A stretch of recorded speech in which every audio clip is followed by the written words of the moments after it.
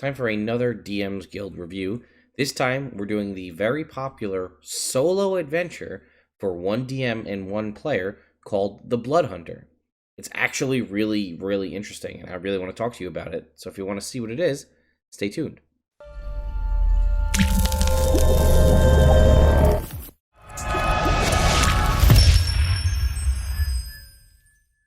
So, let's jump over to D&D Beyond, or sorry, D&D Beyond, the DM's Guild, and take a look at it. So here it is. You can already see it's a best Electrum seller, so this is not unpopular by any means.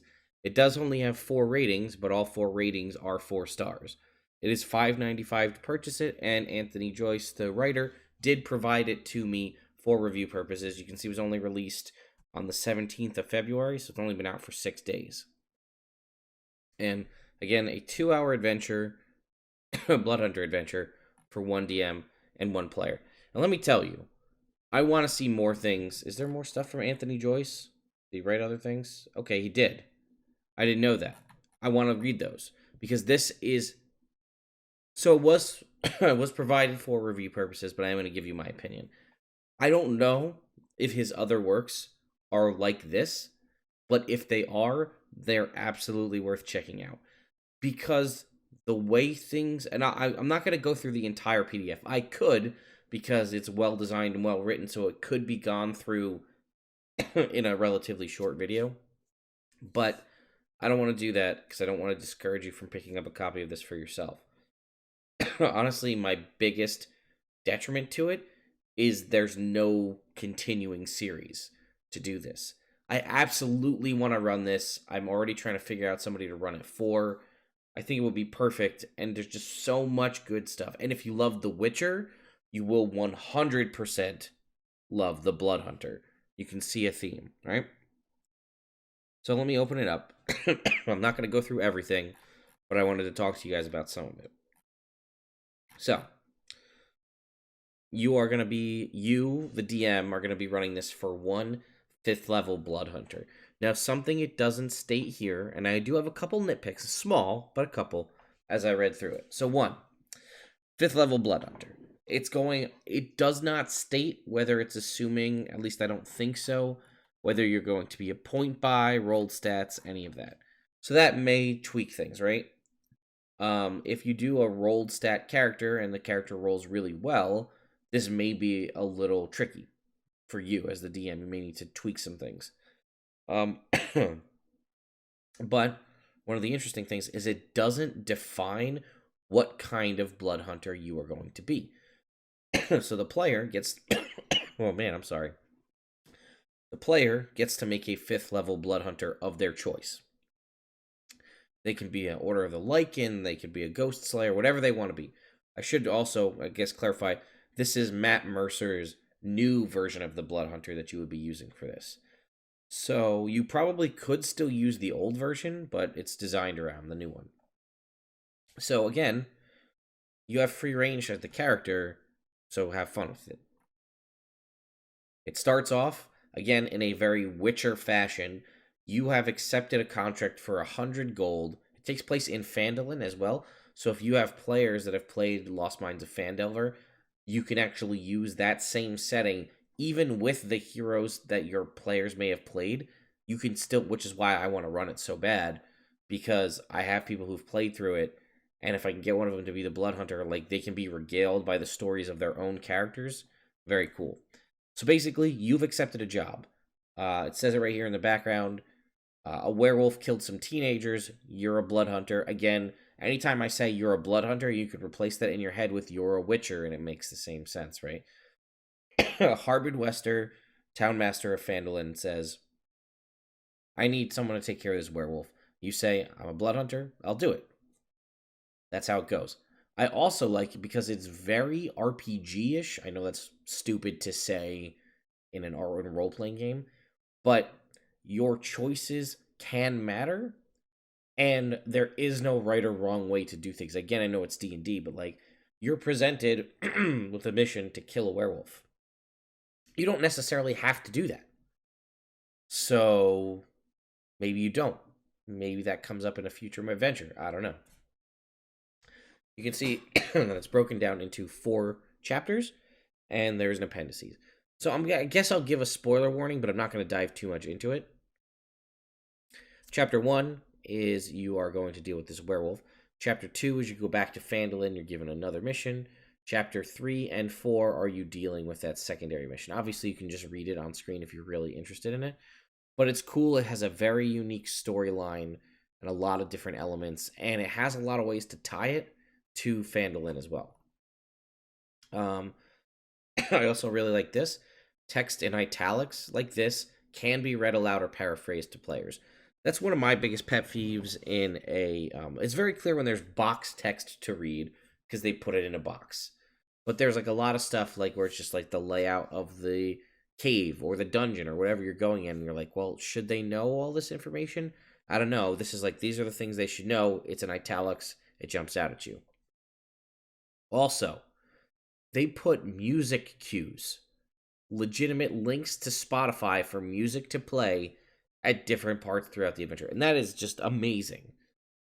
It also makes it a little difficult for me to stream it because I want to do the full adventure with the music, but it's all copyright. So I'm going to figure something out, but I am going to run this, and if I don't actually stream the game, I will 100% have the players sit down with me afterwards and record how they felt about it. And I don't think anyone's going to be disappointed. So take a look at this, right? Chapter 1, duration 30 minutes. So right out the gate, you have how long it should take, a quick synopsis, and a music cue. So, 30 minutes, the character tracks down a werewolf and discovers it's Amphrey Brightwood. The character must choose how to deal with Amphrey. And if you click this hunter's path, it's going to, let's see if it works, take you to Spotify. Again, the Witcher 3 soundtrack. Here's the music to play. Very cool. Again, there are a bunch of maps, so I don't want to spoil it for you because the adventure is really good. So I'm going to kind of skip ahead. I think I may skip ahead to the appendices because they added a brand new mechanic called Blood Hunter Concoctions. Again, very Witcher themed. Obviously, if you're a mutant blood hunter, you could kind of work that together, but I like this part. Where is it? This adventure was designed using certain musical scores to enhance it. Or no, where is it? There's a specific line. Oh, here it is right here. Note from the designer. I hope you enjoy this one-of-a-kind adventure designed entirely around Matt Mercer's Blood Hunter class. This adventure is an experiment in one-on-one adventure design that focuses on maximizing the player's immersion as they play their character. Every design choice I made in this adventure builds around the Blood Hunter's class features. This allows every moment of the adventure to showcase the character and their awesome abilities. I hope you enjoy the Blood Hunter and ask you to please consider using hashtag the Blood Hunter on social media to tell others about your own adventure experiences with this product and or share your artwork of your Blood Hunter with the infant. That'll come up later. Until next time, huzzah. So I just really like the design choice, and that because you know what the class is going to be, because that's the design of the adventure, it was designed in such a way to make you feel good about being a Blood Hunter. But also to exploit that whole weird mechanic, or not mechanic, but like the lore behind a Blood Hunter about them being like a Witcher and how a lot of people don't like them and they're treated that way by like the townsfolk, and it's just very well done. And I want to see if I can like. So here you do have box text. There's art like this throughout, which is very cool. You get your stat blocks in here. Here's like your, again, your italicized text, role play information for everything. Then you've got, here's the breakdown right here's like the map shows the cottage, and then here's what you can read out loud. Very cool stuff. It's also got bookmarks, which again, I don't think I should have to say, but it comes up enough. There's also a section at the end with how to tie the completion of this adventure into other adventures, other existing properties. So if you wanted to continue the adventure onward. And then there's like handouts like this that you could print and give to your players to keep them immersed in the game. And then let's go to the concoctions. So one of my problems is eventually, it doesn't really spoil anything, but you'll, excuse me, you'll encounter a bard. Very Witcher-like. This bard wants to travel with you and becomes a sidekick for you using the sidekick mechanics so you're not traveling alone. But what's interesting is There's a sidekick for the stat block for that particular bard, but then it's followed by a first level minstrel stat block, and I didn't actually see anywhere in the adventure which it tells you which one to use. So this is the character, right? But it doesn't have any spells. But this first level stat block for minstrel down here does have spell, or doesn't have spells. It just has like abilities. So I'm confused. Which one do I use? Do I use the first level minstrel and I level him up as I would level up, or do I just use the character's stat block here?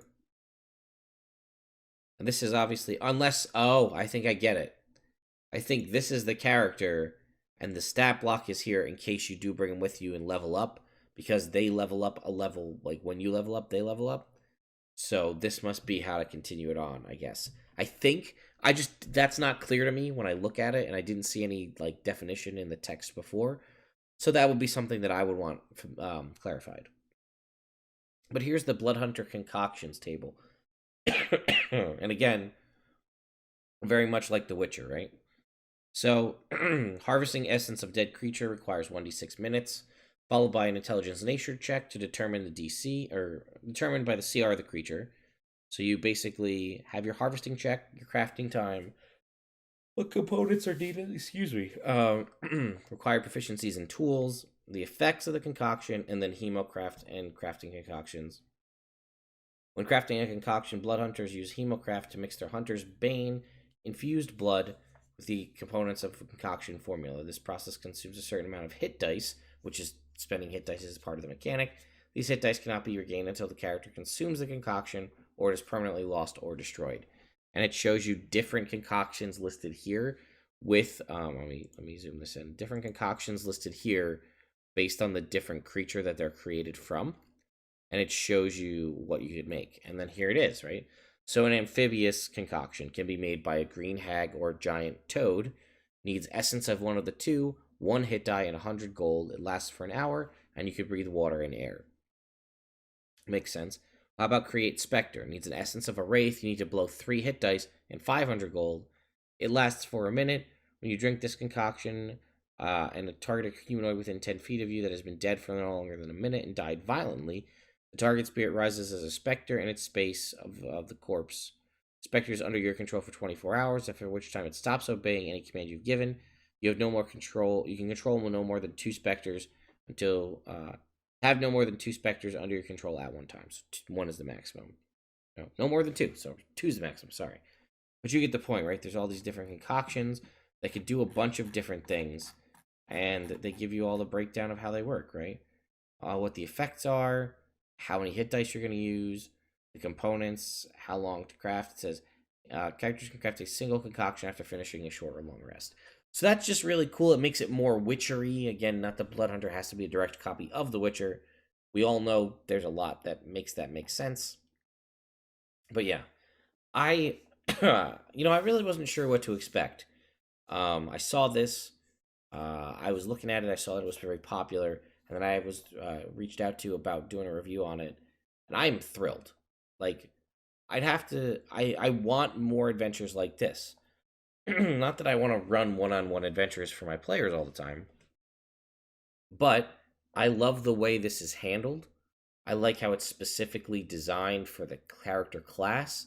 It allows them to have that class shine. It has good roleplay moments. It has character decision making. It has a whole brand new mechanic in the concoction mechanic, which you should provide to your players ahead of time so they can have that in the back of their mind as they're playing through things. I don't know, I just really like it. It has some good characters. Again, it's tied into the world of the Forgotten Realms, so it could be post a Lost Mines of Phandelver campaign with a different character, so that, like, if the bard's is singing tales about the heroes of Phandalin, they're the other characters that people know, so that could be fun. Very, very cool stuff. Like I said, my biggest downside is that this is the adventure. It's one adventure for 2 hours, and we don't have a series that continues the story on. I would love to see the same thing with other classes, like not that you want to make an adventure called The Paladin or The Barbarian, but other adventures like this, single-player adventures, testing out other classes. Because not only would it be really cool to see a game designed for that, and then the interesting side of having to balance an encounter to handle the variety of subclasses that like a barbarian or a paladin or a fighter or wizard, whatever, would have. That could be fun. But it, excuse me again, sorry. It also is a very good 2-hour introduction to a class. So let's say you have someone who's new to D&D or new to trying out a new class, or they're not really sure what they want to do. You could say, hey, you know what? Do you have 2 hours to kill? Let's sit down. I'll run an adventure for you for 2 hours with this class, and you tell me what you think. You get a handle for how the class plays and things like that in an optimal scenario. So now I know that I've sat down and played a 2-hour adventure for the Bard, and I really liked it, so I'd like to play a longer running campaign where I play a Bard. Or I sat down and I played a Ranger, Godspeed for making an adventure about a Ranger, and I didn't enjoy it, so I don't want to play that class, or whatever. That could be a really cool concept. I'd like to see more of that.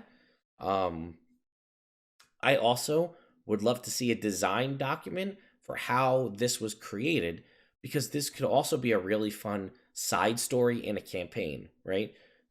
So let's say you have a group that meets every week, however often it is, and 3 of the players can't show up, but 1 of them can. And you maybe craft a background episode for every character on the off chance that that happens. Or maybe you do just want to build out that character's story a little bit. So you write a single player adventure for them designed to shine in what they're good at using this kind of philosophy. That's something that I would be interested in as well. Maybe that's more interesting to me because I'm a DM. But I really do enjoy this. I think it's very well written. I know I'm gushing about this a lot, but it's good. And I think you should check it out. So let me know what you guys think in the comments if you've gone out and picked this up. And I mean, it's a one-on-one adventure. This could be a great way to try to get a significant other or a friend or a parent or child into Dungeons & Dragons. It's designed for you, the passionate D&D person, and it's very competently written. So even if you're not really a DM and you don't DM often, you could DM this without a doubt. I have no qualms in my mind. It's using basic rule stuff. You could get this on D&D Beyond, use the rules from D&D Beyond, and use the monsters from D&D Beyond if you don't have books. But I think it would be a very good way, a fun role-play encounter with combat, interesting way for you to introduce someone to D&D. And they're level 5, so it's not going to suck because they're level 1, they're going to die immediately. I think that would be a great resource, a great way to utilize this. Hey, mom, hey, little sister, hey, boyfriend, girlfriend, partner, whatever the case is. I know you didn't really, you said you wanted to try D&D, or we tried that one time and it didn't work out. Hey, what do you think if I run a game just for you, just the 2 of us, and we see how it goes and see what you think? And then if this works well, maybe that segues them into joining your regular campaign or making a new campaign or whatever. It's very good. I think you should check it out. That's it for me. I actually have a giveaway going on for 20,000 subscribers on YouTube. I'll just throw a link in that in the description as well if you want to check out the giveaway. It's going on until the middle or end of March. And there'll be a link in the description if you want to pick up a copy of this as well. Thank you all so much for watching, and I'll see you next time.